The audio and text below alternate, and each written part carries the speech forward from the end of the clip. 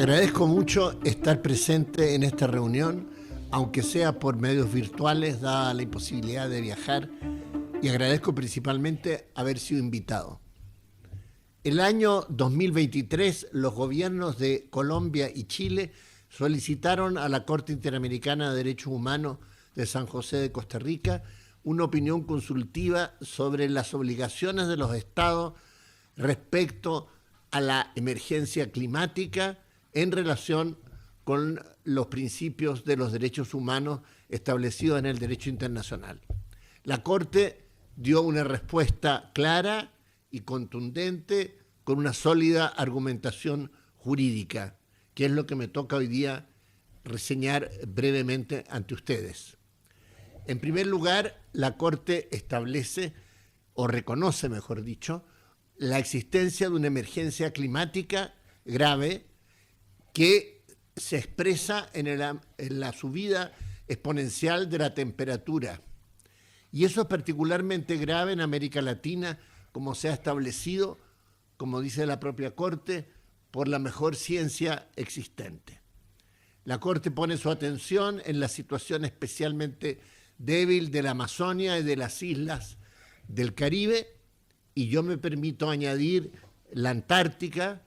que está hoy día protegida por el Protocolo de Madrid sobre medio ambiente, pero que ese protocolo puede ser revisado en el 2048 y podría sumir a la Antártida en una situación similar a la que ocurre hoy día en el Ártico. Dicho eso, la Corte parte por establecer el derecho a vivir en un ambiente saludable. Y de ese derecho se sigue que, si eso no ocurre, habrán consecuencias complejas para derechos vitales de las personas como la vida, la salud, la educación, la habitabilidad. Ante esa situación, la Corte señala con claridad que los estados deben resguardar que esos perjuicios no ocurran. Y por tanto, además recuerda que los derechos económicos, sociales, culturales y ambientales deben tener un desarrollo progresivo conforme las condiciones económicos sociales de los países lo permitan, teniendo siempre en el horizonte la situación de las generaciones futuras y la situación especialmente compleja de ciertos grupos más vulnerables. Junto con eso, la Corte establece entonces, derivado de ese derecho, criterios y principios jurídicos que son obligatorios para los estados para resguardar el funcionamiento de la sociedad en general, y particularmente insta a los estados a regular el funcionamiento de las empresas que pueden provocar, sean públicas o privadas, daños al medio ambiente. El deber de salvaguardia especial que los estados tienen de estos derechos y sobre todo del derecho a vivir en un ambiente saludable, de alguna manera se deriva o se conecta con el derecho internacional.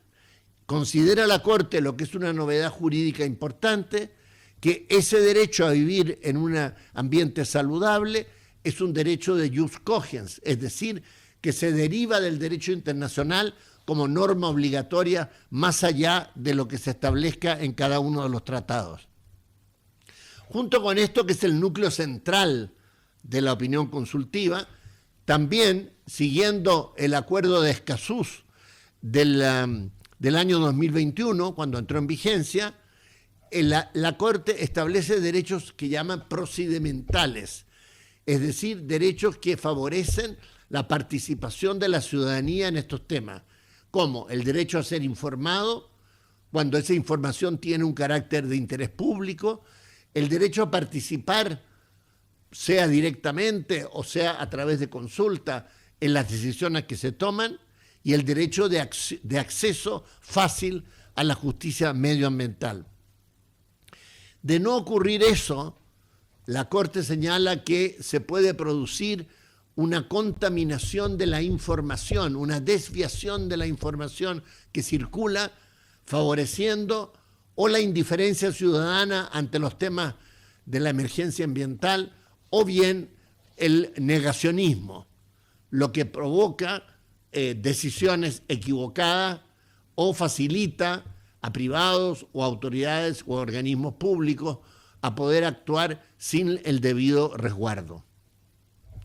Ahora, pasando a temas específicos, la Corte, siguiendo lo que establece el convenio 169 de la OIT,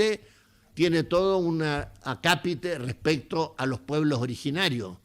y la necesidad de resguardar especialmente su entorno y su cultura. Al mismo tiempo, establece lo que es una novedad jurídica a nivel internacional, un reconocimiento de derechos de la naturaleza como medio ambiente en el cual se debiera desarrollar en forma adecuada la vida de las personas, de las comunidades y de la sociedad. Ese resguardo del ecosistema que justamente se traduce en derechos de la naturaleza daría para toda una elaboración jurídica respecto de la forma para poderlo impetrar ante los tribunales. Y respecto de eso específicamente, la Corte valora los conocimientos de las comunidades indígenas por cuanto ancestralmente saben cómo poder convivir en forma armónica con la naturaleza, y esos conocimientos ancestrales debieran coincidir, converger, conversar con los adelantos científicos. Un segundo, o más bien dicho, un tercer punto importante, específico, es que la Corte establece que los estados debieran prevenir las situaciones ambientales graves que provocan migraciones forzadas de personas, como puede ser la sequía o pueden ser hechos traumáticos puntuales. Pueden ser incendios forestales, pueden ser ciclones, terremotos, en fin, todo lo que uno pueda imaginar en ese campo. Y hay que tener en cuenta que América Latina en estos momentos es un campo donde existe una fuerte migración, sea hacia el norte, principalmente a los Estados Unidos, sea también hacia el sur, derivada de algunas circunstancias que tienen que ver con situaciones sociales, políticas y también medioambientales. Entonces, lo que podemos decir es que estamos ante un documento, esta opinión consultiva llamada 3225, estamos ante un documento que tiene el mismo valor, para explicarlo bien, no tiene el mismo valor que una sentencia del tribunal, pero sí establece criterios actuales y obligatorios de cómo interpretar el derecho internacional. Ahora viene la gran tarea de cómo esos criterios generales establecidos por la Corte Interamericana pueden ser después parámetros eficaces para la acción de los gobiernos al fijar políticas públicas, de los parlamentos al modificar la legislación ambiental, de los tribunales y también de las autoridades regionales y locales. Y por cierto, no fijar solo la atención en el sector público, sino que también en el sector privado, particularmente a nivel de las empresas. Ahora, en lo más específico, esta resolución tiene pocos meses, sin embargo ya ha sido invocada ante los tribunales y algunos de ellos la han considerado en los fundamentos de su sentencia. Esto ha ocurrido en países como Canadá, Colombia, Brasil, Chile y México. A veces mediante alguna forma de control constitucional, a veces como tramitación en los recursos de amparo o a veces también en lo que se refiere, digamos, a recursos en juicios propiamente ambientales. En todo caso, aquí queda abierto un punto muy importante en el derecho latinoamericano que tiene que ver con el control de convencionalidad, es decir, cómo la jurisprudencia de la Corte, evidentemente no estamos ante una sentencia, pero cómo la forma de interpretar el derecho de la Corte es obligatoria para cada uno de los estados que forman parte del sistema interamericano y de la OEA.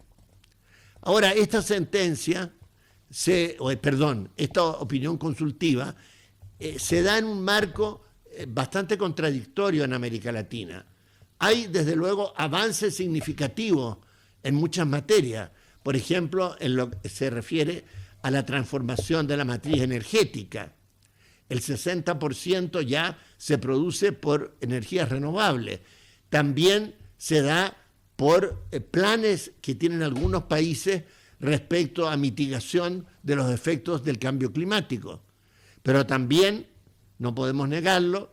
hay obstáculos serios, algunos que tienen que ver con intereses privados, otros que tienen que ver con visiones culturales y políticas distintas respecto a la forma de implementar concretamente una pauta y un avance jurídico en lo que se refiere al resguardo frente a la emergencia climática. Quisiera también recordar que esta opinión consultiva 3225 viene a coincidir, curiosamente, con otras dos que son muy significativas. Una, que también es una opinión consultiva del Tribunal Internacional de Derecho del Mar sobre Cambio Climático de mayo de 2024, y otra, también opinión consultiva, de la Corte Internacional de Justicia sobre la obligación de los estados con respecto al cambio climático de junio de 2025. Es decir, tres instancias muy significativas han coincidido en tratar desde un punto creativo, nuevo, un grave problema y amenaza que sufre la humanidad. Han habido también organismos de derecho de Naciones Unidas que han hecho referencia a esta opinión consultiva de la Corte Interamericana, y me parece también importante señalar que un proceso similar está hoy día siendo sometido a la Corte Africana de Derechos Humanos y de los Pueblos. Entonces se ha ido produciendo como una coincidencia de distintas instancias de notable prestigio jurídico para avanzar desde el punto de vista de la resiliencia en el campo del derecho respecto de la emergencia climática. Y yo creo que también es importante señalar que en lo que se refiere al continente latinoamericano y del Caribe, la importancia práctica de este tipo de resoluciones tiene que ver mucho con el cambio cultural y con los vaivenes de la política pública en cada una de las naciones. Lo que sí es central es que el punto clave para que esto avance está puesto principalmente hoy día, en lo que se refiere al sistema político, está puesto en la judicatura, en los jueces. Y por eso no es de extrañar que gran parte de los avances hayan dado ante los estrados de los tribunales, y los jueces, al asumir o invocar la opinión consultiva de la Corte Interamericana, mandan una señal importante a los legisladores y a los gobernantes. Yo creo que también es importante concluir señalando que lo nuevo de esta opinión consultiva y que está llamado a tener, esperemos, resultados en un futuro próximo,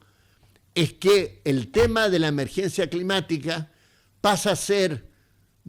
patrimonio exclusivo del debate político contingente o del debate económico, para trasladarse también al ámbito jurídico exigible. Es decir, cuando se afirma que hay un derecho de los ciudadanos a vivir en un medio ambiente sano, se está entregando a estos ciudadanos y se está imponiendo al Estado y a los privados una obligación, y el ciudadano una herramienta para poder hacer efectivo ese derecho, y al Estado y a los empresarios una obligación de respetarlo. La Corte Interamericana ha dado un paso muy importante adelante. Queda un largo camino todavía por recorrer. Ese paso adelante significa que hay que actuar con mayor urgencia y responsabilidad. Ya no es algo simplemente opcional para los estados. Por eso es que se señala de que existe hoy día una sanción cuando hay inacción climática. Y este es otro punto importante. Es decir, se sanciona cuando se deja de hacer, cuando se deja de cumplir una obligación. E incluso organismos internacionales como el Banco Mundial, el Fondo Monetario o la OCDE han calculado cuánto es el costo económico de la inacción climática en los países de ingreso medio. Entonces, terminemos señalando que existe aquí como quien dijera, un llamado de atención a los poderes públicos, a los gobiernos, a los parlamentos, a las autoridades regionales y municipales y a la judicatura, para que al tomar sus decisiones consideren la interpretación jurídica que ha dado la Corte respecto de la necesidad de resiliencia frente a la emergencia climática, tanto para impedir daños irreparables y catastróficos, como para mitigar esos daños, favorecer adaptación a nuevas circunstancias que impidan que esos daños en futuro ocurran, como para repararlos cuando ellos han tenido o han causado un grave perjuicio. Todo queda ahora en manos de estas autoridades y queda en manos sobre todo de la propia ciudadanía. Muchas gracias.